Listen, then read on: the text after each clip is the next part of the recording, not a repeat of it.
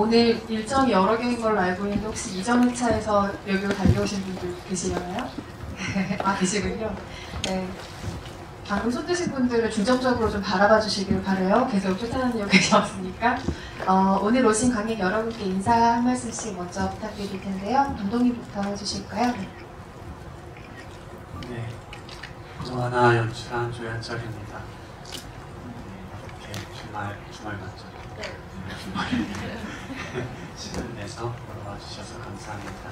재미있는 얘기 많이 나눴으면 좋겠습니다.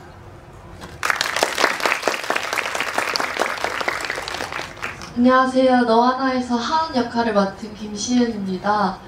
감사합니다. 오늘 이렇게 주말 저녁인데 저희 영화 너하나 선택해주셔서 너무 감사하고요. 오늘 이 시간이 아깝지 않도록 재밌는 얘기 많이 나누고 갔으면 좋겠습니다. 감사합니다.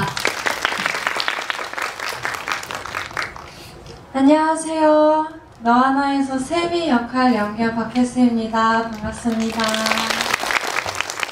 네, 여러분의 이렇게 소중한 토요일 저녁을 너하나를 보러 이렇게 시간 내주셔서 정말 감사드리고요.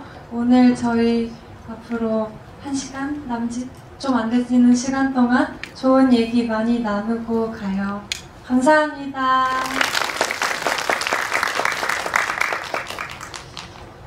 여러 번 보신 분들도 오늘 많이 오셨을 것 같고 영화를 처음 보신 분들도 계실 것 같은데 지금 마음이 조금 무겁기도 하고 먹먹하기도 하고 하시죠? 마냥 밝고 가볍게만 이야기할 수는 없는 영화인지라 지금 상영관에 들어오면서부터도 저도 나름 걱정을 좀 하고 들어온 게 저도 이 영화를 처음 봤을 때 기분이 너무 생각이 나서 어떤 표정들을 하고 계실까 약간 염려 아닌 염려들을 하면서 들어왔는데요. 이야기는 조금 밝은 마음으로 진행을 했으면 좋겠습니다. 질문이 어쩔 수 없이 조금 무거운 것들도 있을 텐데 이 영화가 가지고 있는 톤앤 매너를 해치지 않는 선에서 저도 오늘 잘 진행해 보도록 하겠습니다. 일단 감독님께 먼저 질문을 드릴게요. 세 분께는 개봉을 우선 축하드린다는 말씀 전해드리고 싶고요. 올해 또 개봉을 기다리기도 하셨죠.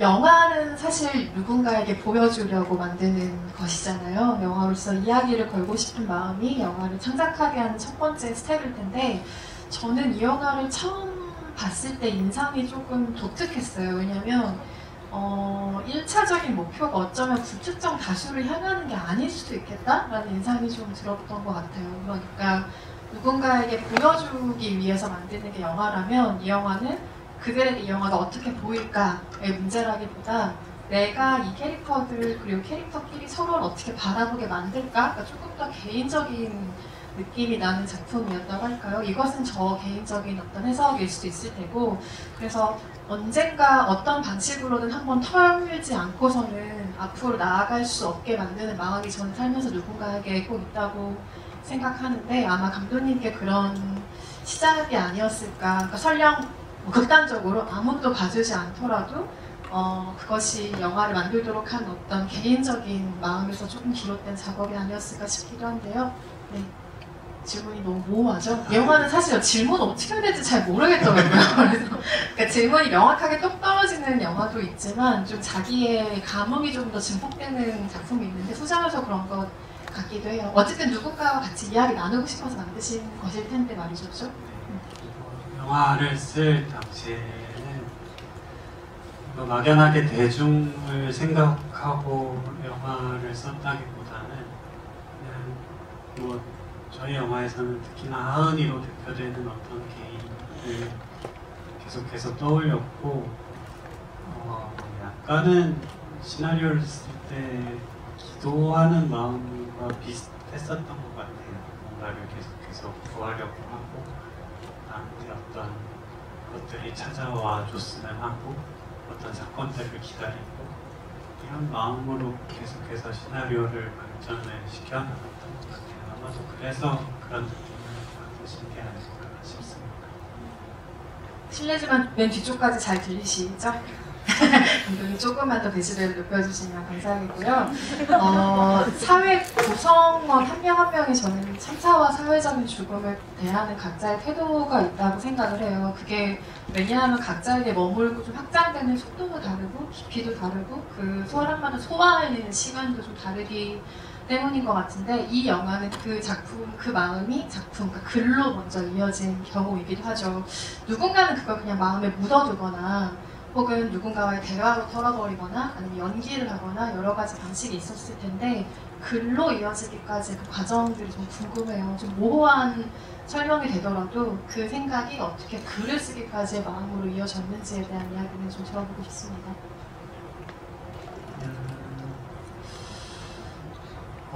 한 2016년경에 아주 개인적인 경험을 통해서 죽음을 다시 한번 생각하게 되는 계기가 있었고요. 그 이후에 이제 제가 겪었던 어떤 죽음에 대한 공포나 불안함 같은 것들이 정확히 제가 느꼈던 것과 비슷한 것들이 저희가 304명이죠. 그 프로젝트된 어떤 거대한 뭉뚱그려진 숫자에 하나하나 다 깃들어 있다는 생각이 들었고 그 죽음들이 되게 어떻게 보면 허무하잖아요. 무기력해지고 그 죽음 앞에서 무기력해지는데 저는 어쨌든 짧지 않은 시간을 영화를 찍으려고 했고 연기를 하려고 했고 어쨌든 이야기를 하려고 했던 사람인데 이 죽음들의 어떤 의미를 찾고 싶었던 것 같아요. 그래서 이 너와 나라는 작품을 쓰기 시작했던 것 같고 계속해서 모르겠어요. 일상에서 그냥 지나치는 것들, 사소하게 넘어가는 것들에 대해서 계속해서 어떤 삶의 의미를 부여하고자 했던 작업이었던 것 같습니다. 두 배우에게도 이 영화를 만들어 나가는 게 좀 특별한 애도이기도 하고 또 스스로의 마음을 좀 위로하는 과정이 됐을 것 같다는 생각을 나중에 하게 됐는데 왜냐하면 두 분이 한창 2013년에 10대를 막 통과하는 중간이었거나 아니면 그 끝자락에서 맞이했던 시기였을 거기 때문에 2013년으로부터 나름의 의문과 원망이 좀 컸던 세대들이라는 생각이 나중에 들었어요. 그래서 그 시간을 좀 덜 소화하는 기분으로 성인이 되는 과정들을 맞이하셨을 텐데 이 영화를 찍는 과정에서 좀 해소된 마음들이 있었는지 그것도 궁금해요. 네, 저는 당시에 대학교 1학년이 이제 입학 막 했을 때였는데 사실 그때면 좀 대학교 막 입학해서 되게 다들 들떠 있을 시기였어요. 그때 이제 사실 기억이 굉장히 생생하고 또 마치 내가 동시에 목격자이자 아무것도 할 수 없던 사람이었던 그런 마음에 되게 죄책감이라고 해야 할까요? 모두가 그런 감정을 느꼈을 것이고 다들 공감하실 것이라고 생각하는데요. 이 작업을 하게 되면서 저는 처음에는 사실 제가 느낄 어떤 감정을 상상했다기보단 이 작품이 누군가에게 위로가 될 수 있겠다는 생각에서 꼭 참여하고 싶었고 그런 어떤 누군가에게 위로로 닿기를 바라는 마음에서 계속 그 마음으로 작업을 했었는데 다 이렇게 작업을 하고 또 완성된 작품을 보고 이렇게 관객분들을 만나는 시간을 가지면서 느껴지는 건 오히려 제가 이 작품을 통해서 정말 많은 위로를 받고 치유가 되는 과정을 겪고 있다는 걸 계속 매번 느낍니다. 네. 하은이로서 사랑하는 사람이 죽는데 뭔가 해소되는 감정이 막 크게 있었던 것 같지는 않아요. 연기를 한다고 해서 누군가의 죽음이 뭔가 해소가 되는 감정을 느꼈던 적은 없는 것 같은데요. 하지만 그럼에도 세미가 괜찮아질 거라고 말해준 것, 그리고 결국에는 사랑해라고 꿈속에 나타나서 해주고 싶은 말을 어쨌든 하은이는 들었을 거라고 생각하거든요. 그래서 그 힘으로 앞으로 더 남은 날말들을 그래도 나름 씩씩하게 잘 살아갔을 거라고 생각이 들어서 그냥 앞으로는 하은이가 용기 있게 더 살아가야 되지 않나라고 생각이 듭니다. 어떤 영화가 영화 안에서 인물들끼리의 사랑을 이야기하는 것도 중요한데 저는 그렇게 인물들이 외치는 영화일수록 이 영화를 만들고 있는 사람이 이들을 얼마나 사랑하는 마음을 가지고 있는가가 훨씬 중요한 문제라는 생각이 들어요. 근데 말미에 가서 조연철 감독이 개인의 무언가를 이 작품을 통해서 해가라고 좀 풀어내고 조금이나마 해소함과 동시에 이들을 끝까지 정말 사랑하고 있구나라고 느꼈던 건 남아있는 사람의 죄책감 그리고 떠나는 사람의 죄책감을 최대한 줄여주는 방식의 마지막을 택했다라는 점이었어요. 그게 저는 서로의 진심을 확인하는 그 구조라고 생각했거든요. 왜냐하면 누군가를 잃어본 경험을 하신 분들은 다 공감하시겠지만 어떤 말을 전하지 못했다는 것이 굉장한 죄책감으로 남죠. 그런데 떠난 사람이 남겨진 사람을 위로하고 또 살아있는 사람의 죄책감을 최대한 덜 가질 수 있는 방법으로 하지 못한 말을 서로에게 남기지 않았다는 것, 그게 이 영화의 좀 가장 값진 사랑의 방식이 아닐까라는 생각이 들고요. 이 영화는 단 하루 동안 벌어지는 이야기잖아요. 꿈과 현실을 오가기 때문에 조금 더 긴 시간으로 생각하실 수도 있지만 영화 속의 시간으로 보면 단 하루 동안 벌어진 이야기인데 저는 이게 얼마간의 기간이 아니라 딱 하루라는 설정이 되게 신기하기도 하고 재미있기도 하고 그랬어요. 그러니까 세상에 여전히 누군가가 온전하게 존재하던 그 시간을 아주 천천히 들여다보고 싶은 마음이었을까? 그 하루라는 시간은 어떻게 감독의 머릿속에서 먼저 피어난 것일까라는 궁금증도 들었습니다. 네, 처음 영화를 떠올렸을 때 죽음이 다가오는 것이 체감이 되는 어떤 여자아이의 이야기를 하고 싶었는데요. 제가 일상에서 그 당시에 느꼈던 것들 그리고 일상을 파악하기 위해서 뭔가 이 안에 있는 어떤 그러니까 저 자신도 약간 뭔가를 알고 싶었던 것 같아요. 이 존재의 어떤 의미라 그러면 제가 좀 그렇긴 한데 하여튼간에 그런 의미들을 찾고 싶어서 일기를 엄청 많이 썼어요. 근데 그 일기를 쓰고 어떤 하루를 들여다보는 과정 중에서 되게 이상하고 기묘한 것들이 뾰족뾰족 튀어나오기 시작하더라고요. 이 삶을 좀 다르게 지각할 수 있는 그 아주 짧은 하루 동안.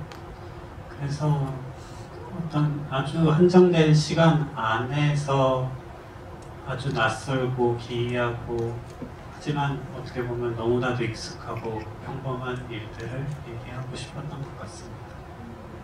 그 하루라는 시간을 담아내는 이 영화의 화면의 질감이 되게 독특하다는 인상을 받으실 텐데 보통 뭐 꿈과 현실을 구분하는 방식으로 카메라하고 질감을 다르게 표현하기도 하거나 이런 식의 뭐 트릭 아닌 트릭들을 쓰는데 이 영화는 처음에 그 아이들이 운동장에서 놀고 있는 교정의 모습을 비추는 순간부터 사실상 화면의 질감이 그렇게 크게 달라지지 않는다는 인상을 받았어요. 그게 꿈결 같은 인상을 주기도 하고 그런 한편으로 저는 그 특유의 질감이 영화를 좀 오해하는 인상을 남길 수도 있는 질감이라고 생각을 했어요. 예를 들면 영화가 가지고 있는 톤 앤 매너나 이야기에 비해서 이 영화를 지나치게 맑은 소녀들의 이야기로 보게 할 가능성이라든가 만드시면서 그 고민을 하셨을 것 같다는 생각도 분명히 들었거든요. 그럼에도 지금의 질감을 선택하신 이유에 대해서도 듣고 싶습니다. 기차적으로는 이 영화가 누군가의 꿈처럼 보였으면 좋겠다라는 생각을 했고요. 그래서 뭔가 좀 명확하고 선명하기보다는 때로는 눈이 부시고 때로는 흐릿한 느낌을 계속해서 주려고 했었던 것 같고 사실상 인간이 어떤 뭔가 대상이라는 것이 있다면 세계라는 대상이 있다면 그거를 지각하는 방식 또한 너무 선명하지 않고 정확하지 않고 정말로 인간만의 어떤 재구성된 어떤 흐릿한 관점이라고 생각하거든요. 그래서 그런 맥락과도 일치를 하는 것 같고 뭔가 제가 최근에 어떤 경향들 특히나 디지털 시대로 넘어오면서 OTT가 활성화되고 뭐 개인이 뭐니 해서 모든 것이 선명해지잖아요. 정확해지고. 근데 영상 자체는 그렇게 모든 것이 정확해지고 선명해지고 하고 있음에도 불구하고 뭔가 예전에 어떤 영화들이 지녔던 삶의 느낌 같은 것들이 뭔가 멀어지는 느낌이 계속해서 들었어요. 그래서 그런 것들을 조금은 복원하고 싶었던 것 같습니다. 아마도 처음에 두 분이 받으셨던 각본의 인상은 좀 직관적인 느낌은 아니었을 것 같아요. 뭔가 추상적으로 이해를 해야 하거나 혹은 본인 안에 어떤 관념과 계속 좀 퍼즐을 맞추는 과정으로 각본을 읽지 않았을까 하는 생각이 드는데, 그러면서 연기를 하면서 조금 더 명확해진 것들이 두 분에게 분명히 있겠죠? 처음에 각본을 받았을 때, 연기를 할 때, 그리고 지금 이 영화를 받아들이거나 본인의 캐릭터에 대해 생각하는 게 조금씩 변화를 겪었을 텐데, 이 영화의 경우에는 서로의 캐릭터에 대해 점점 더 잘 알게 된 게 궁금해요. 그러니까 연기를 하고 뭐 이런 식의 다 자리를 가지게 되면서 보통 영화를 반복해서 보면 자기의 캐릭터가 사실은 이런 거였구나 라고 깨닫게 되잖아요. 그런데 이 영화의 마음은 서로 너무 상대방을 향해 있는 영화라서 어쩌면 두 분이 하은으로서 상대 캐릭터를 볼 때, 그리고 세미가 하은을 바라볼 때 점점 더 잘 이해하게 된 무언가가 있지 않을까라는 생각이 들어요. 각각 세미와 하은으로서 바라본 상대에 대해서 좀 더 구체적으로 알게 된 부분이 있다면 무엇일까요? 네, 저희는 사실 처음 이 영화를 이제 함께 작업을 시작했을 때부터 지금까지 그냥 저희끼리 수다를 떨 때도 되게 막 세미로서 뭐 이제 장난이지만 역시 하은이 왜 그래 한다거나 그런 순간들이 되게 많거든요. 근데 하은이를 어쨌든 세미는 마지막에 꿈을 기억해내고 뭔가 하은이에게 사과를 하고 자기 마음을 고백하는 그 순간 직전까지라고 해야 될까요? 그러니까 하루 종일 사실 자기의 마음이 우선이잖아요.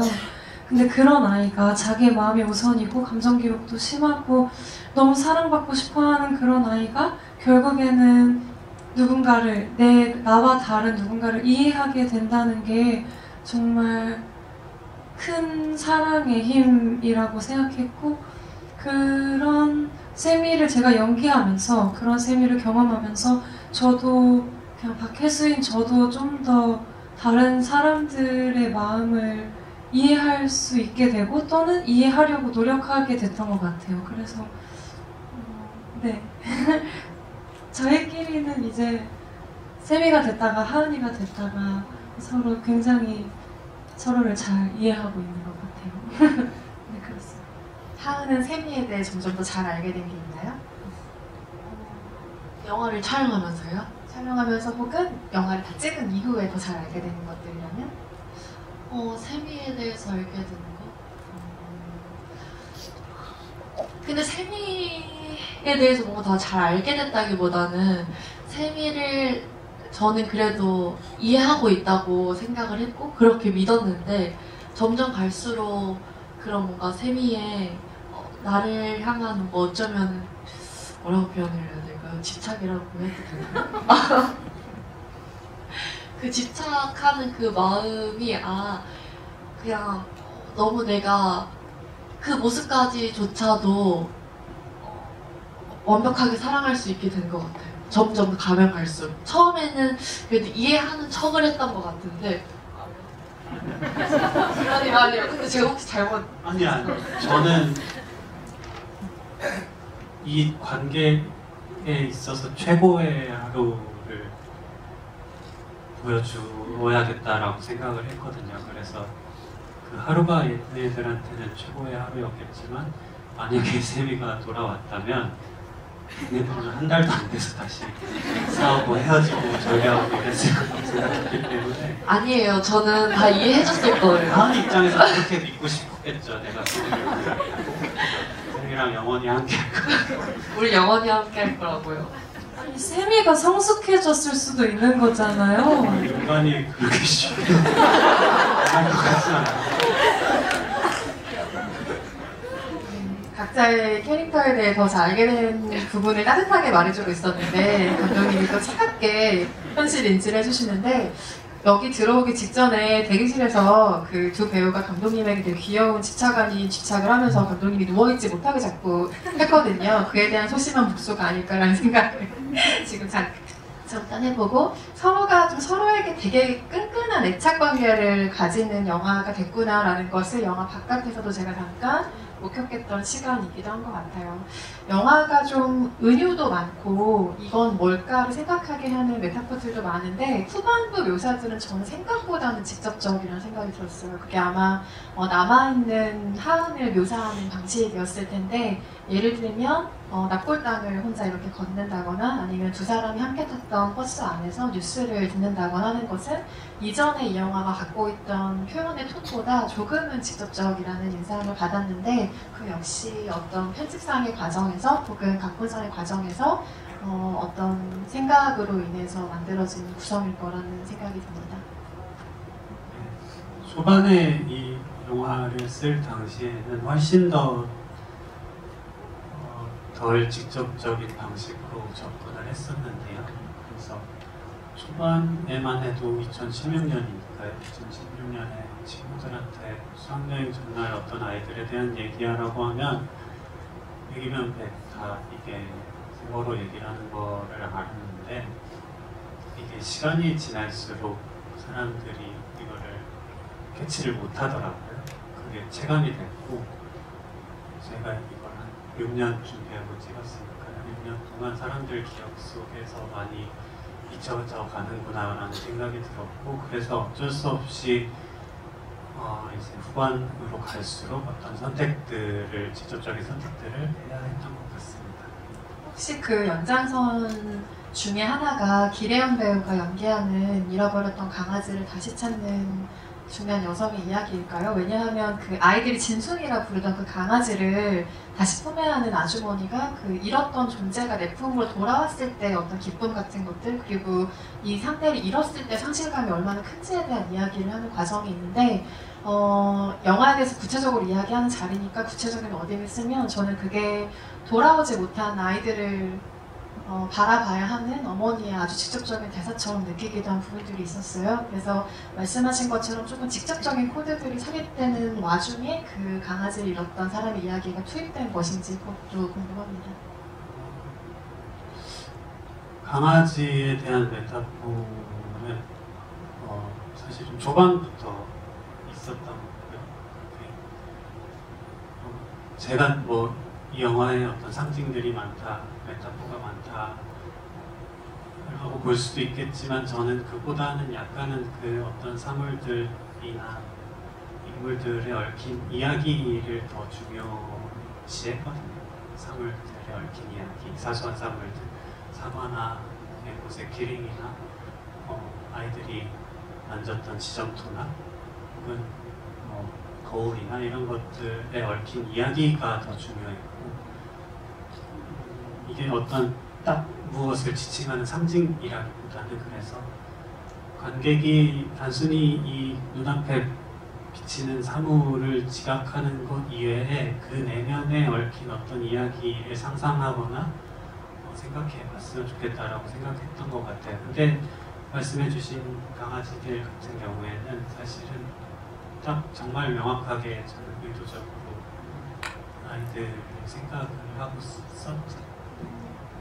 각본에 접근하고 영화를 만들어가는 방식에 접근하는 게 창작자가 가진 성향마다 굉장히 다를 것 같아요. 그런데 이 영화는 조심스럽게 짐작하건데 아마 감독이 살면서 느꼈던 어떤 생각들 혹은 몸으로 느꼈던 심상들을 다 화면 안에 좀 풀어내는 작업 같다고 느꼈어요. 그래서 그게 어떤 특정한 스토리텔링의 연결에 인과관계에 충실한 영화보다는 본인의 감각을 계속해서 공유하는 방식의 영화 만들기라고 느꼈기 때문에 아마 어떤 상징의 직접적인 무언가에 대한 직접적인 질문을 아마 감독님께 하시는 것보다 본인이 느낀 감상으로 이야기를 해석해 주시는 것이 너와 나를 바라보시는 조금 더 좋은 방식의 재현이 아닐까라는 생각이 들기도 하고요. 두 분이 같이 부른 너와 나라는 노래가 나왔어요. 그런데 그 노래를 박혜수 배우가 작곡을 하고 만든 만든 노래로 알고 있는데 저는 일단 그 노래가 너무 노래로서도 좋아서 계속해서 음원이 나오자마자 그 노래를 듣고 있었는데요.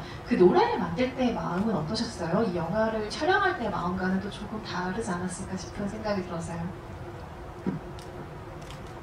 네, 그 노래는 이제 너와 나 촬영이 끝나고 좀 오랜 시간이 지나서 썼는데요. 오랜 시간이 지났는데도 불구하고 지금까지도 똑같지만 저는 너와 나를 제 마음에서 정말 0.1만큼도 보내주지 못했거든요.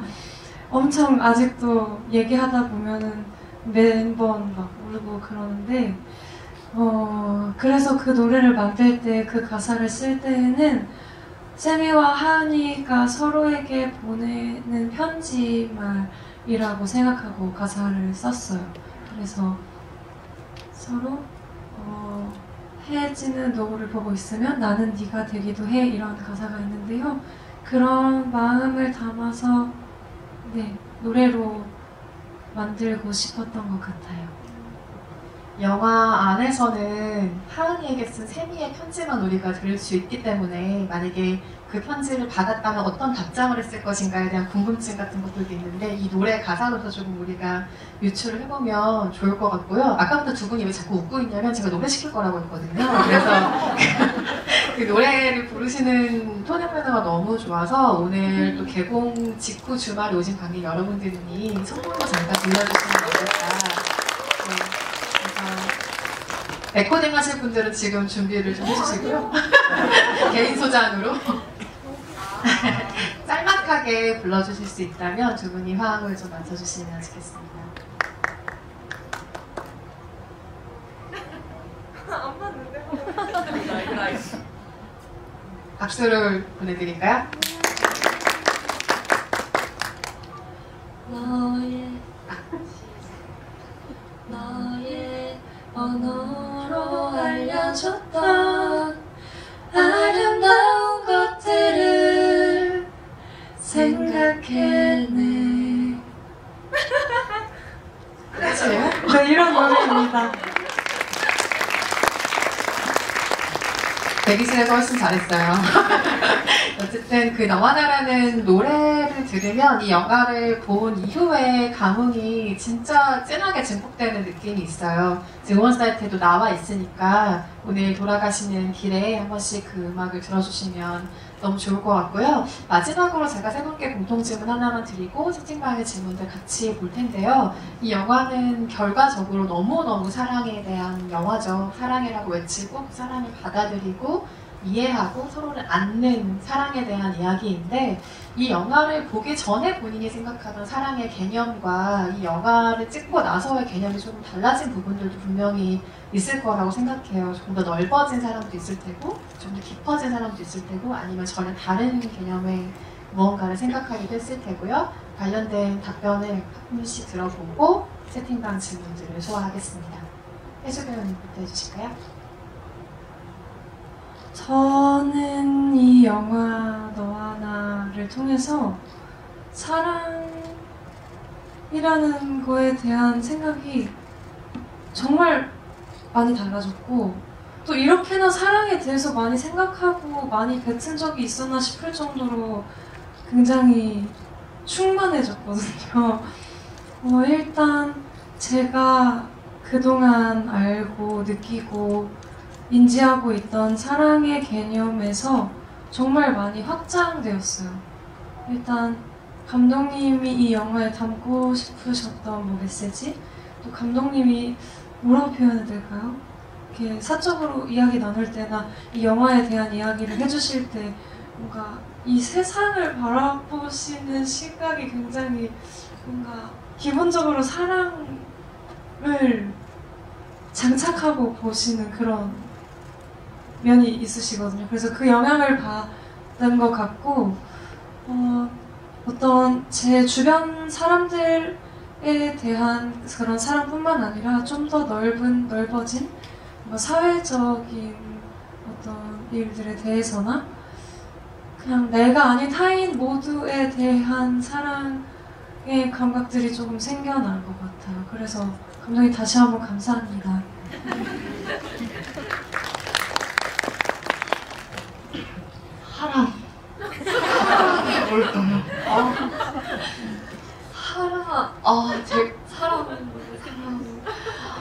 제가 사랑에 대해서 뭐 많이 진짜 너와 나를 통해서 많이 생각하게 됐고 많이 바뀌었다는 거는 뭔가 스스로 알겠거든요. 뭔가 사랑에 대한 개념 자체가 조금 좁았었던 편인 것 같은데 조금 넓어졌던 것도 맞는 것 같고 그래서 제가 전에 뭔가 뭐라 해야 되지? 좀 약간 벽을 쳤던 것도 이번 너와 나 팀을 만남으로써 그렇게까지 하지 않아도 되겠구나라는 것도 깨달았고 뭔가 되게 많은 거를 배웠는데요.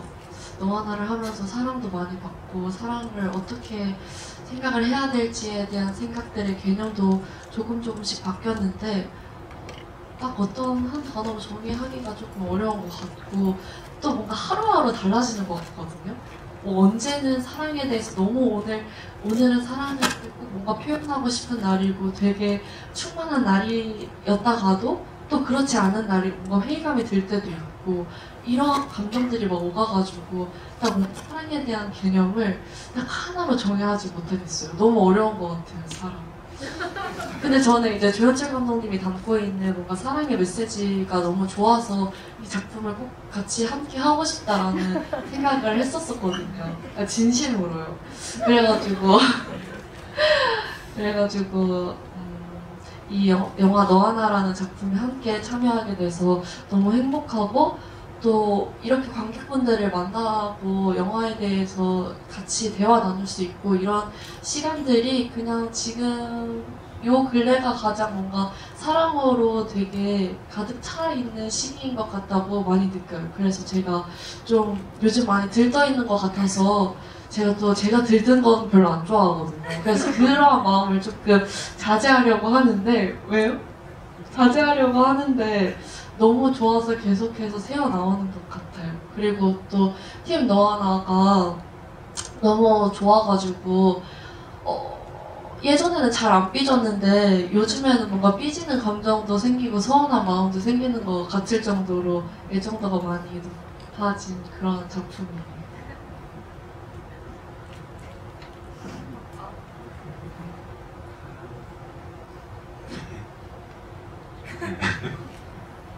저도 잘 몰라서 사랑이 뭔지 좀 알고 싶은 마음이 영화를 쓰는 내내 있었는데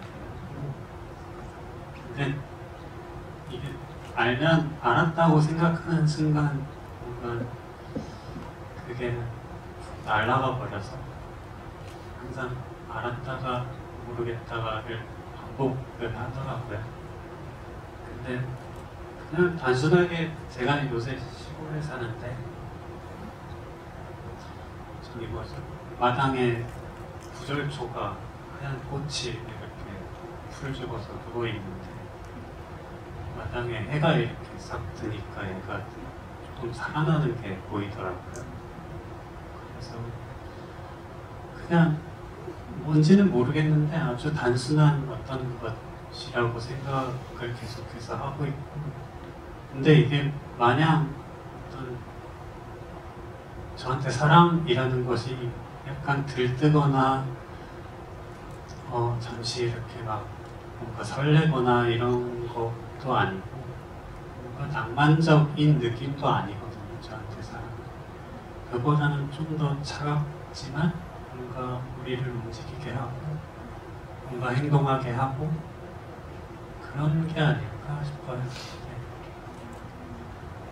마지막에 그 얼굴을 클로즈업하면서 영화가 마무리가 되는데 그때 사랑한다는 속삭임을 굉장히 많이 듣잖아요. 마지막 그 얼굴이. 그리고 목소리가 조이 안녕 갔다 올게 라는 그 나레이션이 깔리면서 영화가 마무리가 되는데 갔다 올게 라는 말이 너무 일상적인 말이잖아요. 뭐 다녀오겠습니다, 뭐 갔다 올게 이런 말이 너무 일상적이라서 거기에 대답을 못하는 경우들이 되게 많잖아요. 누군가가 집 밖을 나갈 때 혹은 어딘가로 떠나갈 때 근데 그 사람에게 다시는 다녀왔어 라는 소리를 듣지 못할 거 생각하면 그 말을 얼마나 또 서로 나누고 싶었을지 생각하면 저는 요즘 갔다 올게 라는 말이 제일 신경이 쓰이는 말인 것 같아요. 그래서 우리 모두 누군가에게 어딘가를 떠날 때 갔다 올게 힘차게 외치고 그 가는 사람한테 잘 다녀오라는 말을 마음을 담아 전할 수 있는 아주 그 간소하고 단순한 그 상황 역시 우리가 생각해야 될 가장 기본적인 단위의 사랑이 아닐까라는 생각도 이 영화를 보면서 굉장히 많이 했고요. 그 속삭임을 마지막으로 엔드크레딧 시작이 올라가면서 영화가 마무리가 되는데 그 엔드크레딧의 사운드 설계에 대해서 질문하신 분도 계셨어요. 엔드크레딧의 음악 대신 진동음 같은 사운드를 넣으셨는데 그 이유가 궁금합니다라고 질문 주신 분이 계십니다. 네, 그 부분은 일단은 음악 감독님이 제안을 주신 부분이고 모르겠어요. 이게 제 멀티플렉스 극장들이 사운드 세팅이 어떻게 되어 있는지 잘 모르겠는데 어떤 관은 되게 이 블록버스터 영화에 맞춰져 있어서 저 베이스 부분이 너무 심하더라고요.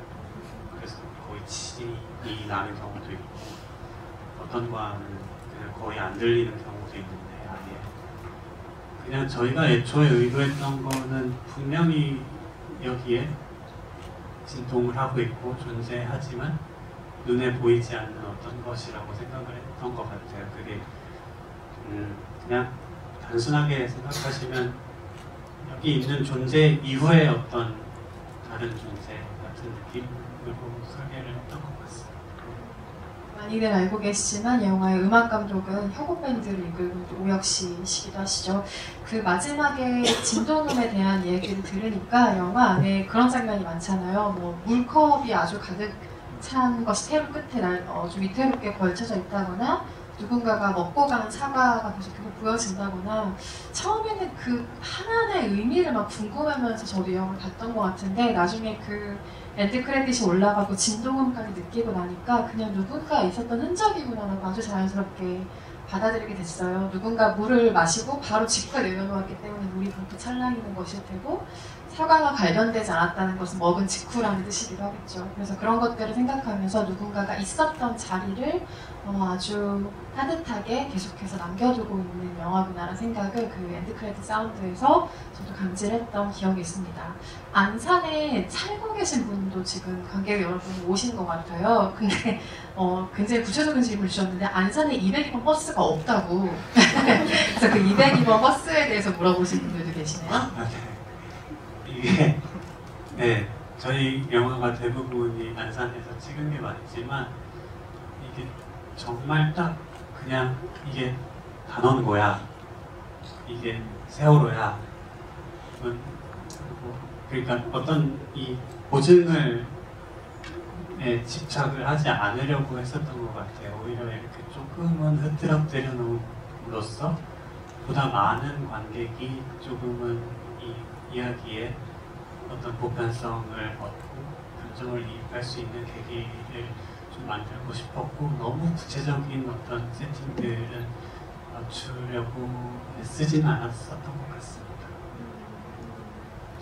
관련된 질문을 해주신 분들이 몇 분 계신데 방금 답변으로 가름이 좀 됐기를 바라고요. 숲속에서 놀던 여자아이 2명에 대해서 궁금해하시는 관객분들도 많으세요. 그 아이 2명은 하은이와 세미의 또 다른 자아였을까요? 라는 질문을 많이 주셨습니다. 네, 뭐 그런 비슷한 의미에서 어떤 인물들을 설정을 했고요. 그 아이들뿐만이 아니라 뭐 특히나 그 세미가 손을 다쳤을 때 찾아가는 병원의 할머니들 있잖아요. 의사 선생님. 그것도 역시나 어떤 또 다른 그림자 같은 느낌이라고 생각을 했고 네, 그래서 저희 모두가 어쩌면 어떤 구체적인 어떤 것의 그림자일 수 있다는 생각을 계속해서 하고 있는 것 같습니다. 그날 이후가 아닌 그날 직전을 보여주신 선택에 대한 질문을 주신 분들도 계실 텐데요. 아까 제가 하루라는 시간 설정에 대한 질문을 드렸을 때 어느 정도 답변을 주신 것 같긴 하지만 그럼에도 조금 추가적으로 설명 주실 게 있다면 부탁드려요. 어떤 일이 일어나고 이후에 남아있는 사람들에 대한 이야기가 아니라 그 전날의 하루를 다루셨죠.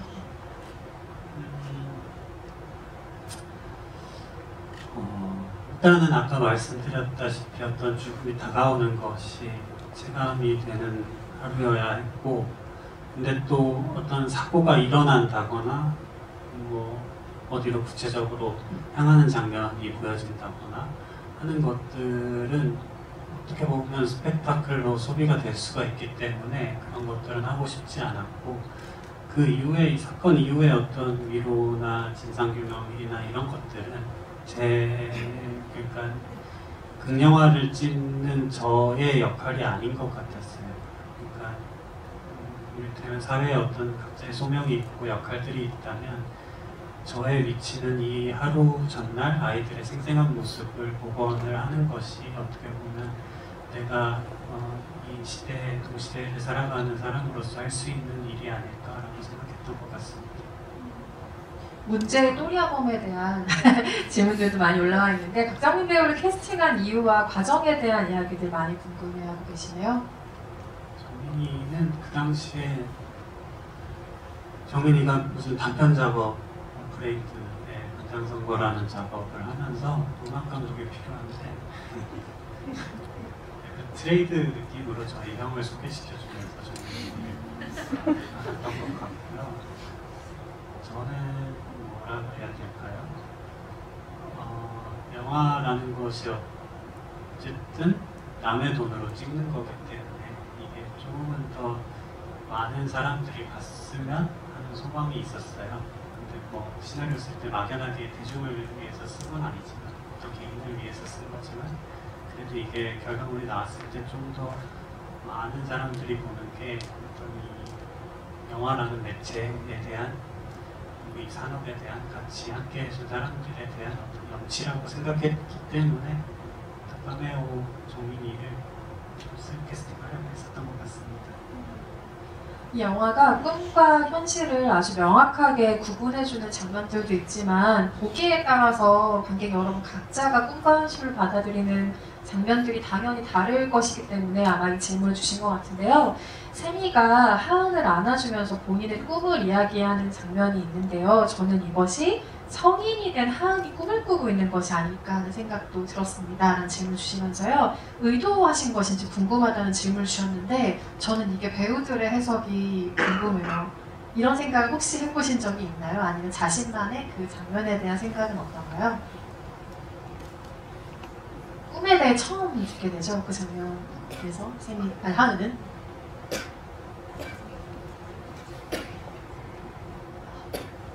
근데 저희 영화가 뭐 꿈과 이러한 경계에 있는 영화기는 하지만, 저는 제가 하은이로서 연기를 할 때는 다 진짜라고 생각했어요. 그 버스에서 오열하는 장면이나 라디오가 들리는 장면일 때를 제외하고는 다 세미와 있던 일이 세미가 진짜 나한테 해주는 거라고 생각하고 연기했던 것 같습니다. 그 제주도 장면, 그 세미가 노래방에서 부르는 장면은 상상이라고 생각했지만. 저는 이 영화를 이제 되게 여러 번 봤는데요. 그러면서 느껴졌던 건 이 영화의 그 꿈과 현실의 경계에 있는 것 같은 그 느낌이 관객분들로 하여금 개개인마다 다 어떤 게 꿈이고 어떤 게 현실인지 다르게 해석하실 수 있겠다는 생각이 들었어요. 그리고 또 그랬으면 좋겠다는 생각이 들더라고요. 누군가가 어떤 꿈 같은 장면을 보고 저게 현실이었으면 좋겠다고 생각하신다면 그렇게 생각하셨으면 좋겠고, 또 저는 세미와 하은이가 제주도에 있는 장면도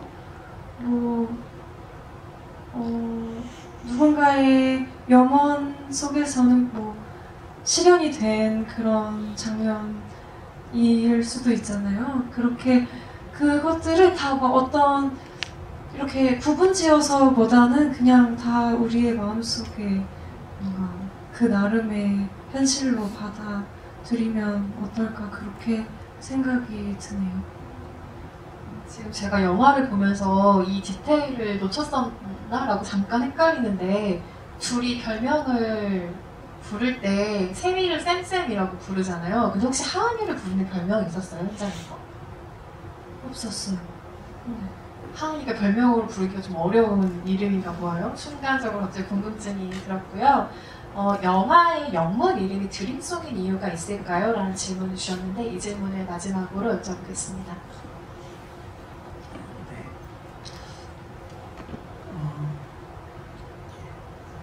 작품이 이게 영화가 하은이의 또는 누군가의 꿈처럼 보였으면 좋겠다라는 생각도 있었지만 제가 이 작품을 쓰면서 정말 이상한 꿈들을 너무 많이 꿨어요. 너무 많이 꿨고 특히나 어떤 복숭아를 보는 꿈, 정말 이 우주에서 유일한 복숭아를 보는 꿈을 꾼 적이 있는데 그게 꿈속에서인데도 눈앞에 있는 게 아니라 여기 아닌 어딘가에 분명히 존재하는 어떤 것이라는 느낌이 들더라고요. 그래서 그 이후로 이제 계속해서 사람들에게 어떤 꿈 얘기를 해줘야겠다라는 생각이 있었고 네, 정말 수많은 꿈을 꿨었죠. 그래서 저희 집에 마침 존 베리먼의 더드릴 성주라는 책이 있었는데 그게 눈에 띄었던 것 같습니다. 아까 책 처음 채팅방에 질문을 남겨주신 분이 계셨는데 제가 이 질문이 너무 귀여워서 어떻게 물어볼까 계속 고민하다가 하은이랑 샘이 밥 안 먹냐고 이런 질문을 반복해서 주신 분이 계세요. 보통 친한 친구끼리 밥을 먹는 장면이 있는데 그 장면이 없어서 아마 물어보신 것 같아요. 영화에 보여지지 않은 어떤 시간에선 둘이 맛있는 걸 먹었겠죠, 않지? 네. 일단 하은이가 병원밥을 많이 먹었어요. 사과도 먹었을 거고 세미는 일단 잘 안 먹을 것 같아요. 뭔가 식욕이랄 게 별로 없을 것 같은 친구라서 그때 국수 먹을 때도 잘 안 먹거든요. 아 근데 고래밥 먹구나. 고래밥을 아삭아삭 맛있게 먹는 장면이겠죠. 그 밖에 진짜 많은 질문들을 주셨는데 하나하나 다 소개를 하지 못해서 죄송하고요. 오늘 오신 관객 여러분께 끝인사 한 말씀씩 해주시고 자리를 마무리하면 좋을 것 같아요. 사랑의 마음을 가득 담아서 마지막 인사를 전해주시기 바랍니다. 아, 너무 아쉽네요. 너무 짧게 끝난 것 같아요. 일단 이 영화를 만나서 제가 사랑한다는 말, 사랑 이런 말을 제일 많이 하고 있고 듣고 있고 또 느끼고 있어요. 그래서 여러분들도 너와 나라는 이 영화를 통해서 그런 저와 비슷한 감정을 많이 느끼실 수 있는 경험이 되셨으면 좋겠고 또 사랑을 많이 여기저기에 뭔가 뿌릴 수 있는 힘을 얻어 가셨으면 좋겠습니다. 여러분 사랑합니다.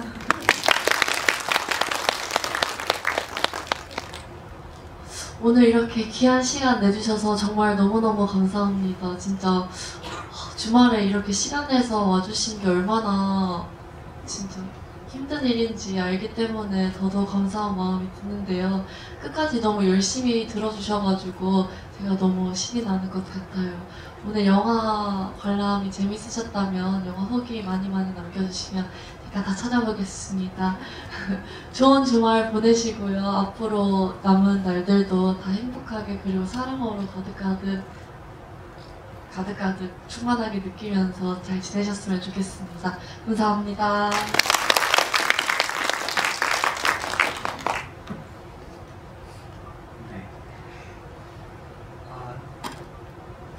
이 영화를 처음 보신 분들 혹은 세 번 정도 보신 분들 지금 많이 어떻게 보면 슬프실 수 있을 것 같아요. 슬플 수 있을 것 같고 저 또한 이 영화를 쓸 때 좀 슬픈 느낌이 있었거든요. 근데 돌이켜서 생각해보면 제가 이 영화를 쓰는 과정이 어떤 슬픔이나 고통에 잡아먹히지 않으려고 애썼던 과정이었던 것 같거든요. 뭐 결과물이야 우리가 어떤 상실에 대한 이야기를 하고 있으니까 어떻게 보면 따뜻하고 마냥 따뜻하기만 하고 감상적으로만 보일 수 있는데 그것보다는 좀 더 정확해지려고 하고 좀 더 이성적으로 이 이야기를 쓰려고 하고 했었던 것 같아요.